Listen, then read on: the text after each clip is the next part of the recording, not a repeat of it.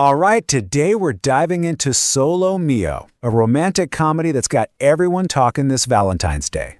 So what happens when a comedy legend like Kevin James goes for a full-on heartfelt rom-com? Let's get into it. So why is this the movie everyone's talking about? I mean, how did a Kevin James rom-com become the big thing for Valentine's Day 2026?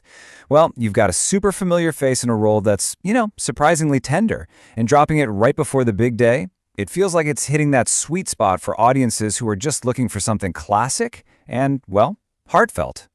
Let's break it all down. Okay, first things first. What's the premise of Solo Mio? Let's get into the basic story. So we meet our main guy, Matt Taylor, played by none other than Kevin James. He's this really lovable elementary school art teacher. And the scene is set, right? He's in beautiful Rome, about to marry the love of his life. I mean, it's the perfect picture postcard start to a romance.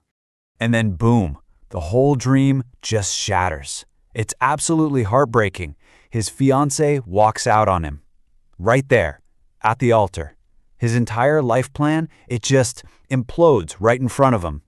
So what do you do in that situation? You've got this non-refundable, all-paid-for Italian honeymoon. For two, but you're now a party of one. Well, Matt makes a pretty bold move. He decides he's going to go on that honeymoon all by himself. And that right there is the heart of the movie. Solo Mio is a classic rom-com through and through. It's all about healing, finding yourself again after being totally crushed, and maybe, just maybe, finding love again. And it's all happening against this gorgeous backdrop of the Italian countryside. A movie like this really depends on the people who bring it to life, right? The actors, the writers, the directors. So let's take a look at the cast and crew. And the cast is, well, it's a really interesting mix. Of course, you've got Kevin James doing something different, stepping into this more tender, vulnerable role as Matt. Then there's the Italian actress Nicole Gramato playing Gia. She's the coffee shop owner who kind of helps turn his whole trip around. And the supporting cast is just fantastic. You've got Allison Hannigan and Kim Coates as these quirky honeymooners, and even Jonathan Roumie, who you probably know from The Chosen, bringing a ton of warmth and humor to the whole thing. And what about behind the camera? Well, Kevin James actually co-wrote the script with the Kinane brothers, Charles and Daniel, and they directed it too. From what they've said, their whole goal was to make a movie that really honors those classic rom-coms we all love, but, make it feel fresh for today's audiences. All right, let's really get into the heart of this movie. We're talking about Matt's emotional journey. You can really see Matt's whole journey laid out here. It starts with just total heartbreak, rock bottom, right? But then he shows this amazing resilience, deciding to take that trip all by himself. And that's what leads to this period of rediscovery, where he meets new people, including the amazing Gia. And all of that, step by step, opens the door to hope and a totally unexpected shot at love. It's a simple arc, but it's really powerful. So, the story is really built on a few key things. You've got these big emotional moments happening in all these beautiful Italian spots like cafes and little streets. Then you've got the other honeymooning couples who were super quirky and provide some awesome comic relief. They kind of drag Matt into their fun and help him get out of his own head. The connection between Matt and Gia, that builds really slowly and feels authentic. And the whole thing just has this gentle, family-friendly vibe, which honestly feels like a total throwback in the best way. Okay, now this is where things get really interesting.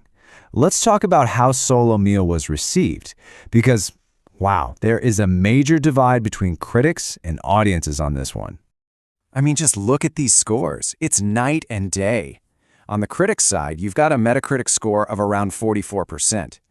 So, not great. But then you look at the audience score, and A- cinema score. That is a huge difference. It really tells you that what critics are looking for and what audiences want can sometimes be two completely different things. So let's dig into why there's such a split. Basically, the critics felt it was a little thin. They said it didn't have enough emotional depth, the jokes kind of fell flat, and the chemistry wasn't totally there. But the audience? They loved it for being sweet and refreshing. They saw it as a return to those old-school, heartfelt rom-coms. It's like the critics were looking for something new and edgy, while audiences were just happy to get something comfortable and familiar. A classic disconnect.